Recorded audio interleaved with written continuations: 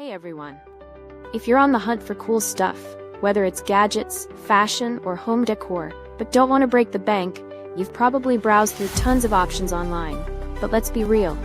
Not every product you see is as great as it looks, right? Today, I'm going to show you how to shop smart so you won't waste your time or money. Have you ever experienced this?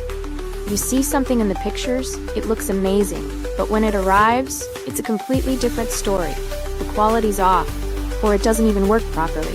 Shopping online can feel like searching for hidden treasure, but sometimes that treasure turns into a disappointment. Luckily, you can still find awesome products